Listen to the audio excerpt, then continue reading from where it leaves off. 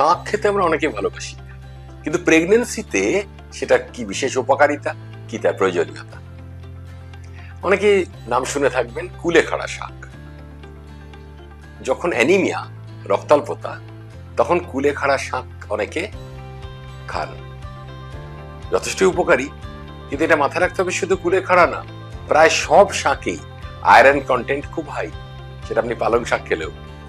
তাই শাক rich source iron, এটা অ্যানিমিয়াতে খুব প্রযোজ্য। কারণ প্রেগনেন্সিতে কিন্তু একটা স্বাভাবিক অ্যানিমিয়া টেন্ডেন্সি থাকে, কারণ আমাদের রক্তের লিকুইড ভলিউমটা বেড়ে যায় বেবিকে সাপ্লাই করার জন্য। সেই কারণে একটা অ্যানিমিয়া প্রবণতা থাকে, এবং আয়রন ক্যাপসুল প্রেগনেন্সিতে আমরা মায়েদের রিকমেন্ড করে থাকি। সঙ্গে যদি আয়রন রিচ খাবার খান, যে খাবারে আয়রন বেশি রয়েছে, তার মধ্যে কুলেখাড়া শাক তো বটেই, সব শাকও পড়ে। শাকের আরেকটা বড় জিনিস, প্রেগনেন্সিতে একটা কনস্টিপেশন বা কোষ্ঠকাঠিন্য প্রবলেম থাকে। এটা হরমোনাল কারণে, প্রজেস্টেরন কারণে আমাদের বাওয়েল মুভমেন্টটা স্লো হয়ে যায়। সেখানেও কিন্তু শাক ফাইবার কন্টেন্ট ইনক্রিজ করে, তাই বাওয়েল হ্যাবিটসটা কিন্তু অনেক ক্ষেত্রে নর্মাল হয়, কনস্টিপেশন অ্যাভয়েড করে।